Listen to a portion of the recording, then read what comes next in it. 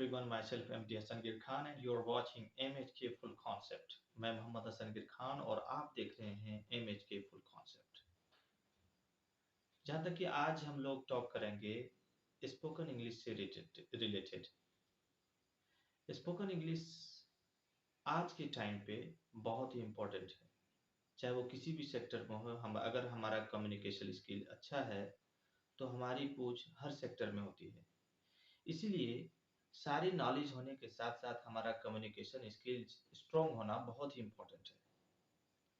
And specially with regard to English अगर हम बात करें तो इंग्लिश का होना इस टाइम में, खास कि जो अभी मॉडर्न एज चल रहा है, इसमें हम सारे लोगों को, चाहे वो लिटरेट हो इवन इलिटरेट पर्सन हो, उनको भी इंग्लिश का थोड़ा भी नॉलेज होना बहुत ही इम्पोर्टेंट है. बिकॉज आने वाले कुछ दिनों में अगर अभी भी उन्होंने इंग्लिश को इम्प्रूव नहीं किया तो आने वाले दिनों में काफ़ी प्रॉब्लम का सामना करना पड़ सकता है. ऐसे सिचुएशन में हमें चाहिए कि अभी से इंग्लिश को स्ट्रॉन्ग करें फ्रॉम बेसिक लेवल. तो जो लोग काफ़ी वीक हैं इंग्लिश में, तो मैं इस स्पोकन क्लास का बिल्कुल बेसिक से, मीन्स आप यूँ कह सकते हैं this is the ABC of spoken English, right. And on the other hand, there are many things to say is that you can understand, you can get a lot of knowledge with regard to English and English words pronunciation. आप इस class में आप बहुत सारी चीज़ें जान पाएंगे English से रिलेटेड. आपका इंग्लिश का प्रोनाउंसिएशन स्किल बताया जाएगा. ऑन दी अदर हैंड आपको ग्रामेटिकली स्ट्रॉन्ग किया जाएगा और आपका वोकैब भी स्ट्रॉन्ग किया जाएगा.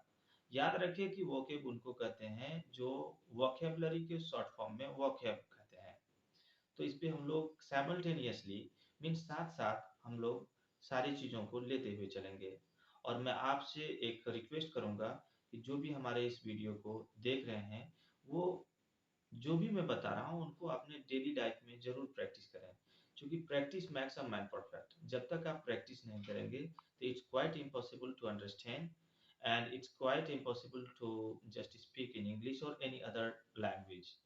आप, मैं इंग्लिश की ही नहीं बात करता हूँ, आप कोई भी वर्ल्ड का कोई भी लैंग्वेज ले लो, अगर आप प्रैक्टिस नहीं कर रहे हैं तो आप उसको नहीं सीख सकते. आपने देखा होगा कि बहुत सारे लोग ऐसे हैं जिन्होंने कभी इंग्लिश पढ़ा ही नहीं, या अरबिक हो या कोई भी अदर टंग हो, चाहे नेपाली ले लें, वो नेपाल में गए तो वहाँ उस टाइप के इन्वायरमेंट में उन्हें बहुत सारे लैंग्वेज जो है, बहुत सारे वर्ड्स नेपाली का उनको आने लगा और ग्रेजुअली वो नेपाली भी बोलना सीख गए. ऐसा इसलिए हुआ क्योंकि उन्होंने उस इन्वायरमेंट में अपने आप को अडॉप्ट करके और उस लैंग्वेज को पर प्रैक्टिस किया उन्होंने, और प्रैक्टिस करने के साथ साथ उनको वो लैंग्वेज आ गई.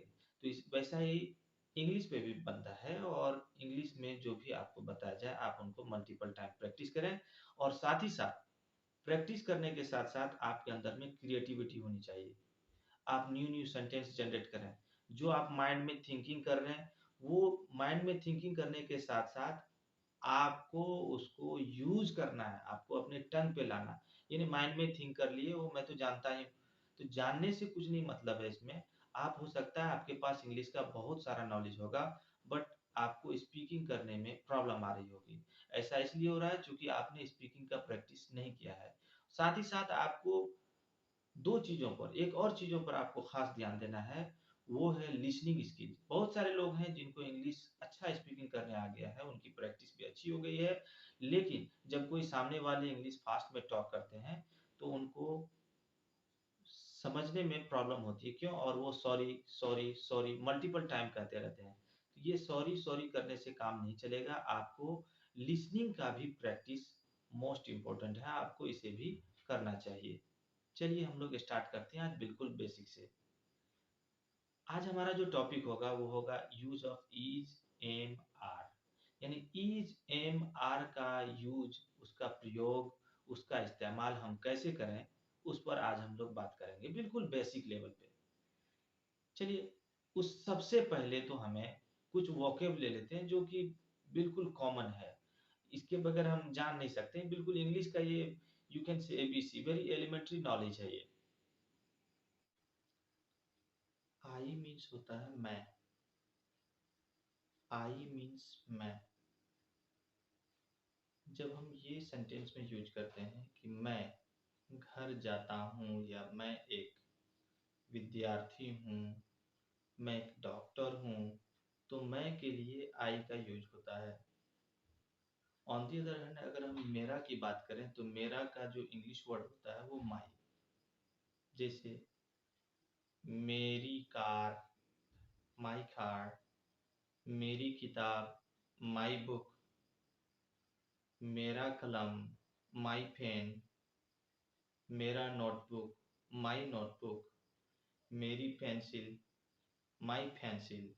तो इस तरीके से मेरा और मेरी के लिए माई का यूज इंग्लिश में करते हैं।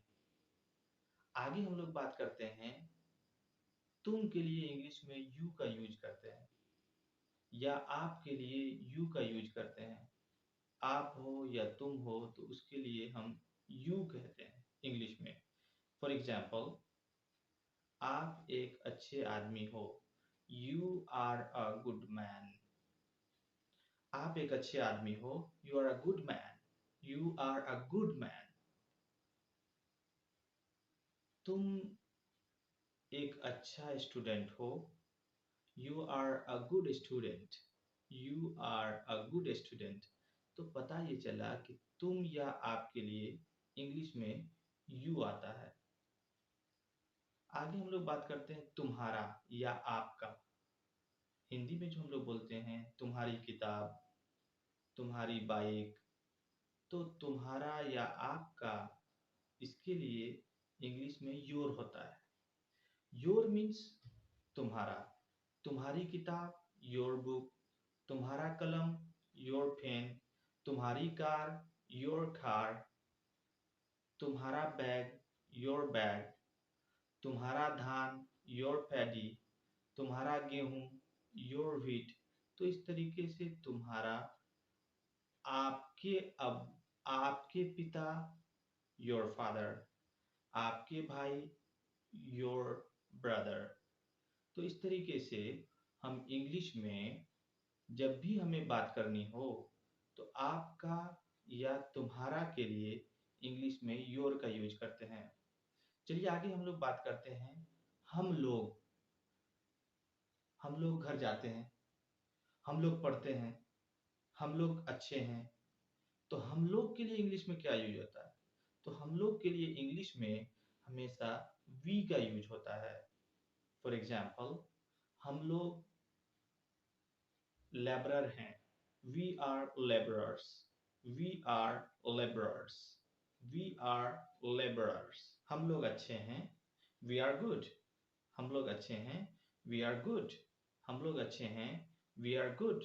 तो इस तरीके से हम लोग के लिए वी का यूज करते हैं। लेकिन वही अगर हम बात करें हमारा, दैट मीन्स प्लूरल फॉर्म में हमारा, तो हमारा के लिए आवर का यूज करते हैं। फॉर एग्जाम्पल, हम लोगों का कलम, आवर पेन, हम लोगों का नौकर, आवर सर्वेंट। ओके, हम लोगों का car, our car, our car, हम लोगों का कार, आवर कार, हम लोगों का बॉल, आवर बॉल, हम लोगों का मोबाइल, आवर मोबाइल। लेकिन याद रखें, जब हम लोग हों और हम लोगों के पास सारी चीजें अलग अलग हों तो ऐसी सिचुएशन में हमें प्लूरल फॉर्म में यूज करना चाहिए। फॉर एग्जाम्पल, हम लोगों के दोस्त लोग, so our friends, our friends. हमें फ्रेंड्स नहीं बोलना चाहिए बल्कि हमें प्रोनाउंस करना चाहिए फ्रेंड्स। जब हम फ्रेंड्स करते हैं, that's the correct pronunciation of friends. Okay, on the other hand हम लोग आगे बात करते हैं वे लोग। वे लोग के लिए इंग्लिश में दे आता है। दे, वे लोग के लिए हम दे यूज करते हैं। फॉर एग्जाम्पल, वे लोग अच्छे हैं, दे आर गुड।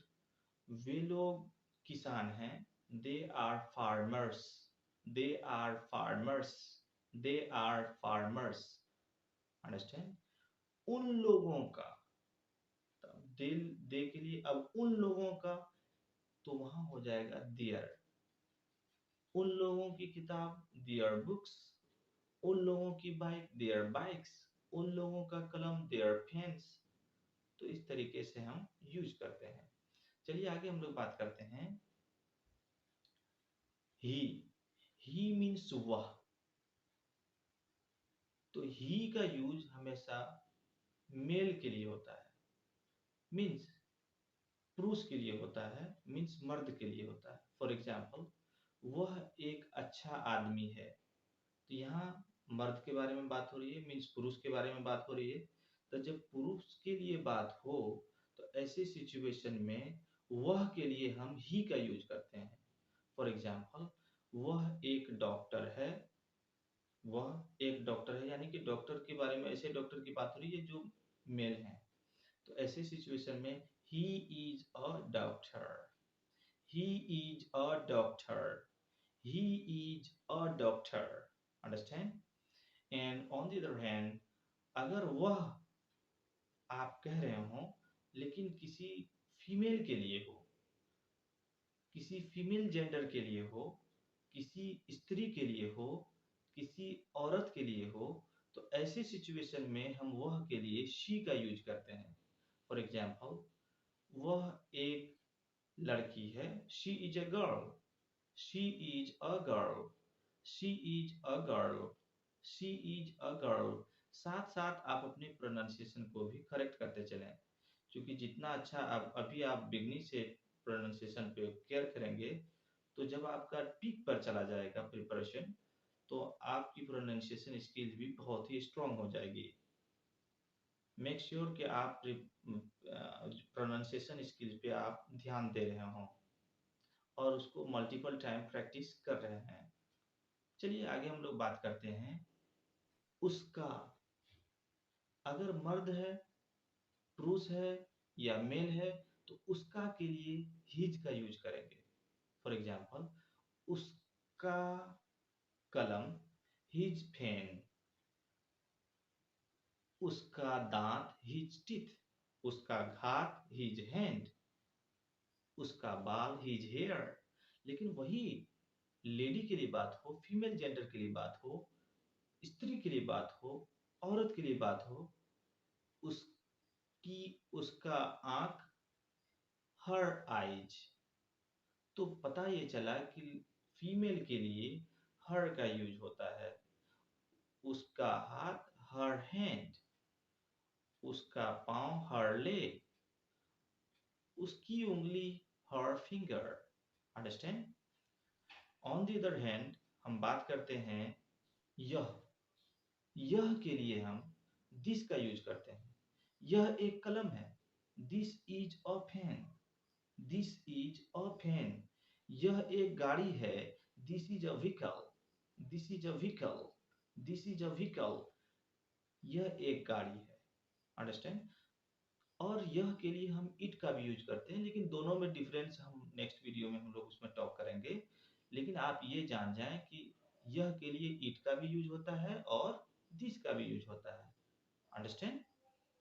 दूसरी तरफ याद रखें कि यह जो है वो नजदीक की वस्तु के लिए यूज होता है।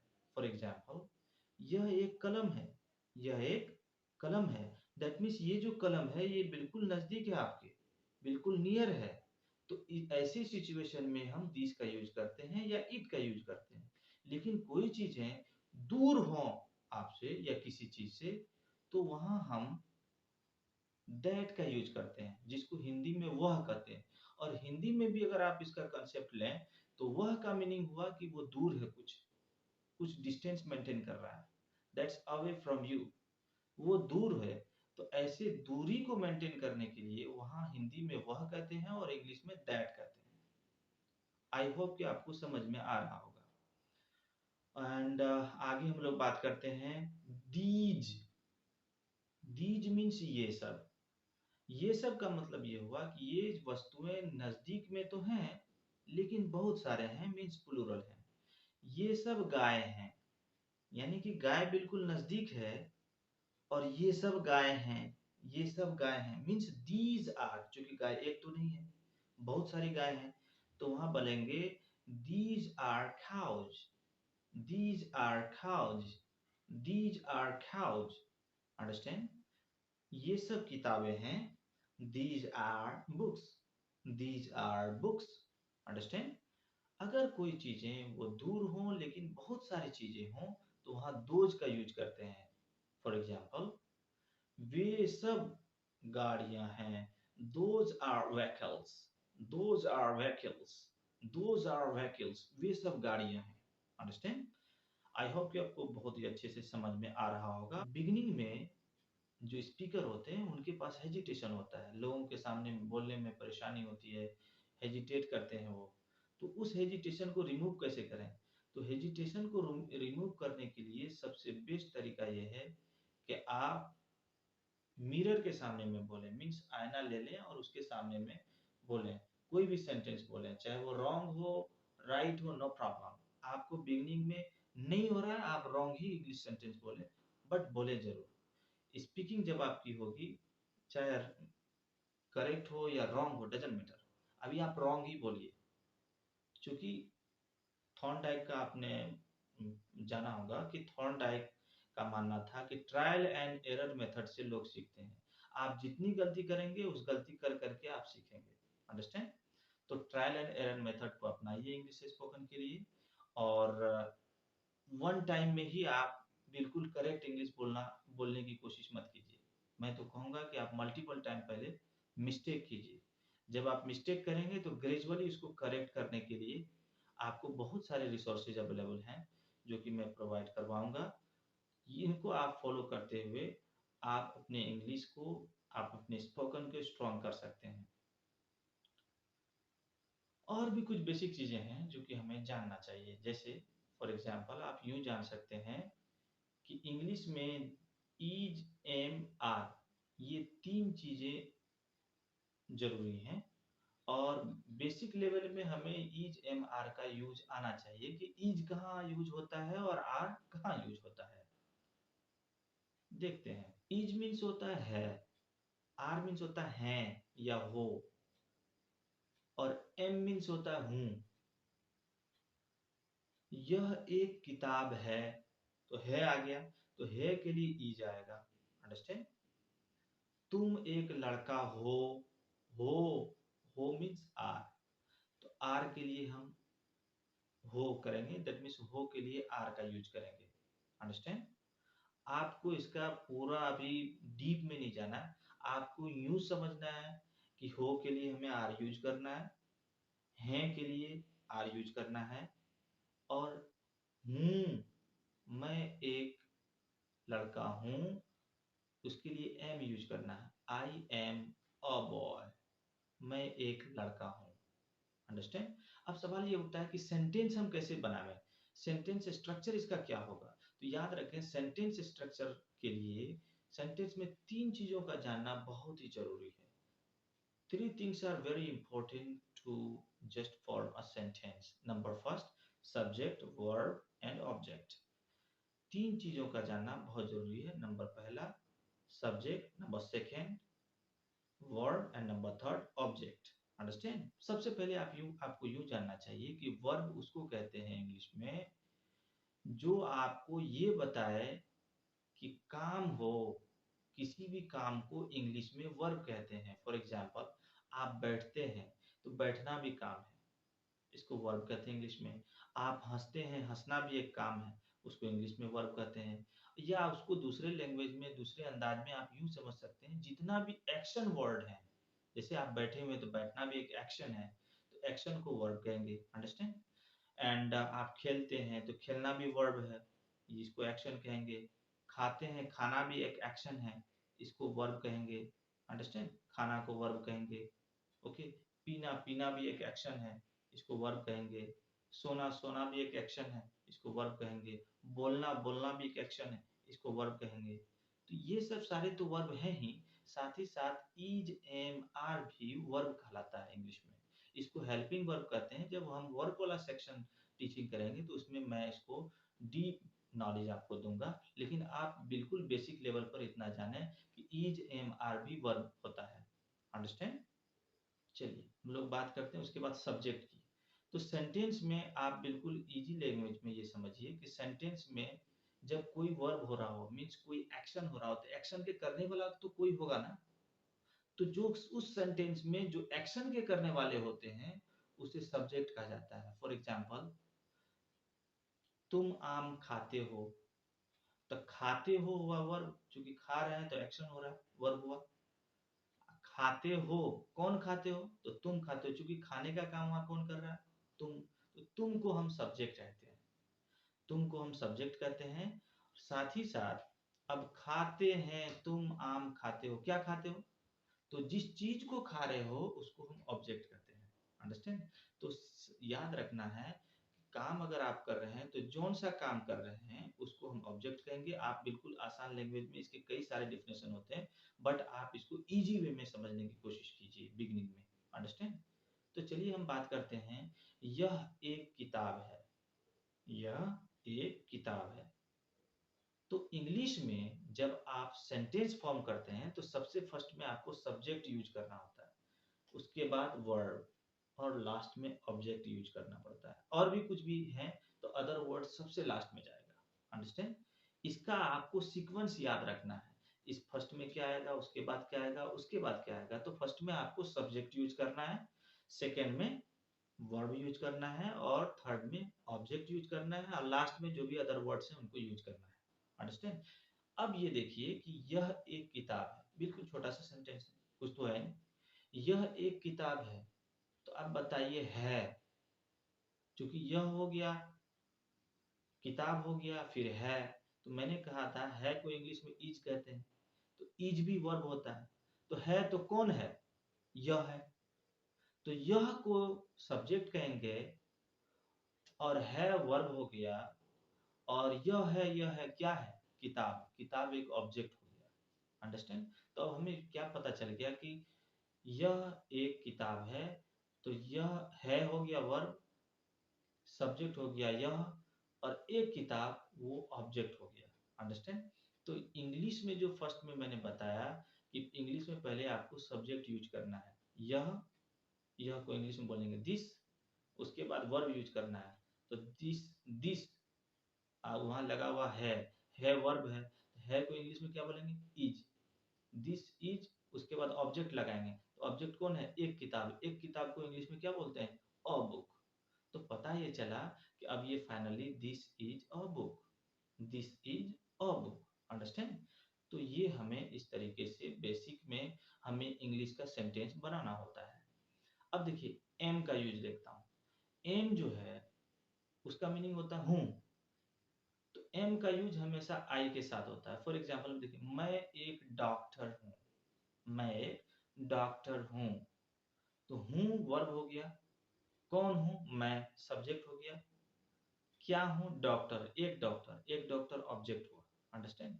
तो फर्स्ट में हमें सब्जेक्ट का यूज करना है, तो सब्जेक्ट मैं है, मैं मीन्स आई। उसके बाद कर रहा है वर्ब यूज कीजिए, तो वर्ब में हूँ का इंग्लिश एम, आई एम। एक डॉक्टर, एक डॉक्टर का इंग्लिश क्या होगा, a doctor, I am a doctor, मैं एक डॉक्टर हूँ। अंडरस्टैंड। तो ऐसे सेंटेंस यूज करते हैं। अब देखिए, मेरी किताब उजली है, या आप यूं कह सकते हैं मेरी किताब सफेद है। अब देखिए, है वर्ब हो गया, कौन है, मेरी किताब, मेरी किताब सब्जेक्ट हो गया। अंडरस्टैंड। क्या है, तो सफेद है मीन्स उजली है। तो सब्जेक्ट वर्ब ऑब्जेक्ट हमने उसको रिकॉग्नाइज कर लिया, उसको पहचान लिया, आइडेंटिफाई कर लिया। जब उसको आइडेंटिफाई आपने कर लिया है तो उसको जो इंग्लिश का जो फर्मा है, आप इसको यूं समझिए फ्रेम है, उसके अकॉर्डिंग आप उसको पुट कर दीजिए। पहले आपको सब्जेक्ट यूज करना चाहिए, तो मेरी किताब सब्जेक्ट है, तो माई बुक। उसके बाद वर्ब यूज कीजिए, है का इंग्लिश क्या होता है, इज, माई बुक इज। सफेद का इंग्लिश क्या होता है, white, my book is white, my book is white. मेरा शर्ट लाल है, मेरा शर्ट लाल है, तो है हो गया वर्ब। अब कौन है, तो मेरा शर्ट सब्जेक्ट हो गया, क्या है, तो लाल, तो लाल ऑब्जेक्ट हो गया। तो फर्स्ट में हमें सब्जेक्ट पुट करना है, माई शर्ट है हो गया is, my shirt is Lal, Lal means red, my shirt is red, मेरा बुक, मेरा शर्ट लाल है। अंडरस्टैंड। तो इस तरीके से हम सेंटेंस जनरेट करते हैं। चलिए बात करते हैं आर की। आर जो होता है इसको आर आर ऐसे प्रोनाउंस नहीं करेंगे। R R R, understand. तो आर की हम कैसे प्रोनाउंस करते हैं और कैसे इसको सेंटेंस में यूज करते हैं वो देखिए। देखिए आर, अगर आपका सब्जेक्ट प्लूरल हो, प्लूरल आप जान रहे होंगे कि प्लूरल एक से ज्यादा को कहते हैं, more than one is called plural. एक से ज्यादा को प्लूरल कहते हैं और अकेला को सिंगुलर कहते हैं। तो अगर आपका सब्जेक्ट प्लूरल हो रहा हो तो वहां हम आर का यूज करते हैं, अंडरस्टैंड। चलिए हम लोग बात करते हैं। जैसे तुम एक क्रिकेटर हो, तुम एक क्रिकेटर हो हो गया सब्जेक्ट, सॉरी, हो गया वर्ब। कौन हो, तुम सब्जेक्ट। क्या हो, क्रिकेटर हो, क्रिकेटर ऑब्जेक्ट, अंडरस्टैंड। तो अब देखिए फर्स्ट में हमें सब्जेक्ट पुट करना है इंग्लिश में। तुम मीन्स यू, उसके बाद हो वर्ब, वर्ब हो गया are. You are a cricketer, a cricketer, understand. You are a cricketer, you are a cricketer, okay. गायें काली हैं, गायें काली हैं, है मीन्स इज, नो। है मैंने बताया कि है मीन्स आर होता है, क्या होता है, आर। तो है मीन्स आर हो गया, तो वो वर्ब हो गया। कौन है, गाय। तो गाय का इंग्लिश काउज, अंडरस्टैंड। काली, क्या है, काली, काली हो गया ऑब्जेक्ट। तो क्या हुआ, the cows are black, the cows are black, understand. The का यूज मैं स्पेशल वे में मैं बताऊंगा आर्टिकल में, आप इसके लिए परेशान ना हो। आप अगर काउज ही बोल रहे हैं नो प्रॉब्लम, द भी लगा रहे हैं नो प्रॉब्लम, अभी कुछ भी प्रॉब्लम नहीं होने का। आप रॉन्ग ही बोले, लेकिन बोले, आपको बोलना बहुत ही कंपलसरी है अभी। क्यों मैंने ये काउज, आपका सब्जेक्ट प्लूरल है, एक गाय नहीं है, बहुत सारे गाय हैं। तो ऐसी सिचुएशन में आपको काज हो गया आपका सब्जेक्ट, तो सब्जेक्ट के साथ वहां आर का, प्लूरल सब्जेक्ट के साथ वहां आर का यूज करेंगे। Cows are black, cows are black, cows are black, understand. गाय काली हैं। अभी द के यूज के पीछे हमें नहीं पढ़ना है, जब हम लोग आर्टिकल स्टडी करेंगे तो उसमें हम लोग टॉक करेंगे, अंडरस्टैंड। सो आई होप कि आपको ये पूरा समझ में आया होगा। और आपसे ये रिक्वेस्ट है कि इस वीडियो को पूरा देखें। दूसरी सब बात, आप अपने दोस्तों से शेयर करें और इस चैनल को सब्सक्राइब करें। MHK फुल कॉन्सेप्ट, ये आने वाले दिनों में स्पोकन का हर एक एस्पेक्ट पर ये वीडियो बनाने वाला है। साथ ही साथ लाइव क्लासेस भी होंगे, चूंकि नेटवर्क अभी काम नहीं कर रहा है। जैसे ही नेटवर्क का इशू रिजॉल्व होता है तो फिर मैं डेली बेसिस पे मैं स्पोकन क्लास दूंगा, अंडरस्टैंड। तो अगर आपने हमारे चैनल को सब्सक्राइब नहीं किया है तो सब्सक्राइब करें और प्रेस करें बेल आइकॉन को, और अपने फ्रेंड्स को शेयर करना ना भूलें, अपने जो आपके रिलेटिव्स हैं। मैं तो ये कहूंगा कि इंग्लिश आज के दिनों में सबको सीखना चाहिए, इवन कि वो इलिटरेट पर्सन ही क्यों ना हो।